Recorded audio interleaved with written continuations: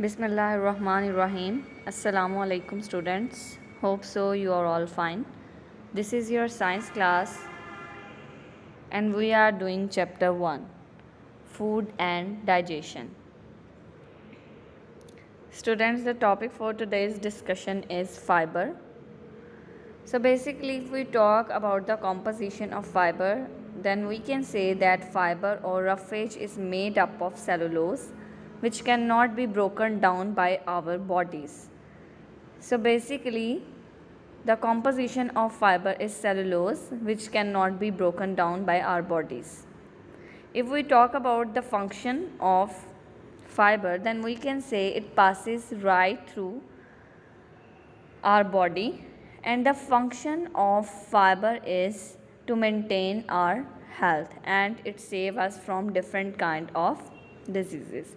Like if we talk about fiber, then fiber passes right through the body and leave as solid waste in the form of feces. So right amount of fiber in our diet keeps our intestines healthy and working properly. So it is the function of fiber that it keeps our intestine healthy and make them work properly. But without fiber in the diet, one may suffer from constipation. Students, constipation is a condition in which due to excessive water absorption, the feces becomes hard and difficult to pass or difficult to expel out from body. This condition is known as constipation. If we talk about the sources of fiber, that how we can get fiber from fruits, vegetables, brown rice, cereals, whole wheat bread. These are all the examples of food sources which are rich in fiber. The next topic is vitamins. So, requirement of vitamins in our body is in small amounts. So we can say that vitamins are needed in small amounts by our bodies for healthy growth of our body. But if the lack of vitamins occur in our diet, it can lead to deficiency diseases. And these deficiency diseases are scurvy, which is bleeding of gums, rickets, which is stunted growth and softening of bones and teeth. Students, if we talk about the types of vitamins, then we can say there are two types of vitamins: water soluble vitamins and fat soluble vitamins. Some vitamins are water soluble because they can easily dissolve in water, while others are fat soluble vitamins. They cannot dissolve in water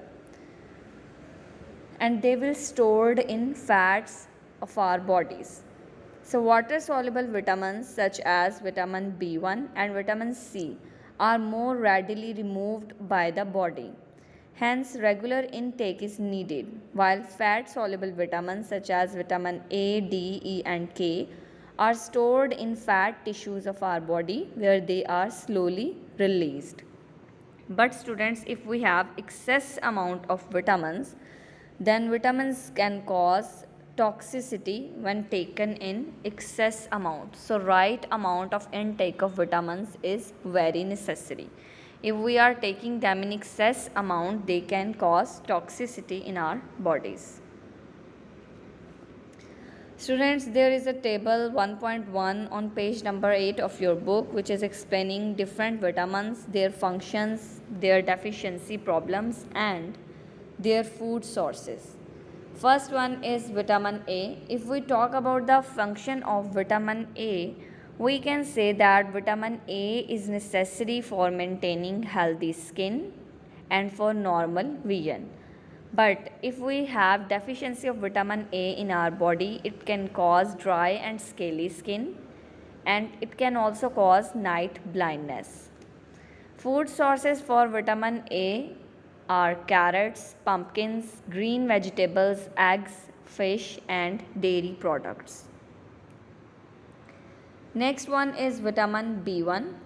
Function of vitamin B1 is It is used for releasing energy from carbohydrates, and it is necessary for proper functioning of the heart and nervous system. So if we talk about deficiency problems, then beriberi is a disease which affect the nerves and muscles, and it is caused by the deficiency of vitamin B1. Food sources for vitamin B1 are yeast, whole grain, cereals and peas. Next is vitamin C. Functions of vitamin C are: it is necessary for healthy teeth and gums. It is used for absorption of iron in our body. It is used for healing of wounds and preventing infections. And it is used for formation of collagen. Students, collagen is a protein which is present in our connective tissue. So collagen will help to hold cells together. If we talk about deficiency problems of vitamin C, then scurvy, which is bleeding gums, low resistance to infections, and easily bruised. Easily bruised mean tiny blood vessels called capillaries, they will burst into the body and they will cause bluish blackish marks.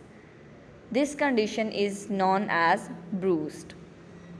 If we talk about the food sources of vitamin C, then citrus fruits such as oranges, lemons, limes, and some vegetables like tomatoes, pawpaw, guavas, and green vegetables, they are source of vitamin C. If we talk about vitamin D, then function of vitamin D is growth and development of bones and teeth. So we can say it is very necessary for the development of our bones, teeth and their growth. So if we do not have proper amount of vitamin D in our body, it can cause rickets, which is a stunted growth, softening of bones and teeth. Food sources for vitamin D are dairy products, eggs, liver. Our bodies also produce vitamin D when sunlight falls on our skin. So sunlight is also very necessary for production of vitamin D in our body. Students, next one is vitamin E. Its function is to protect cells and vital tissues like skin, hair, etc. Deficiency problems of vitamin D is nerve degeneration in hands and feet. So it will affect your body balance and it can cause pain and problems in your posture condition, and your hands cannot move correctly and they cannot work properly. So food sources for vitamin E are vegetable oil, wheat, germ, nuts and egg yolk. Last one is vitamin K. The function of vitamin K is clotting of blood. So if there is deficiency of vitamin K, bruises will occur in your body, and if you get any injury or cut, there will be a prolonged bleeding which can be very dangerous for your body. The food sources for vitamin K are vegetables, liver. Vitamin K is also made by bacteria in the gut. So there are some bacteria which is present in your gut region and they can also produce vitamin K. Students, this was all about fiber and vitamins. If you find any difficulty in this lecture, you can ask me. Thank you so much. Allah Hafiz.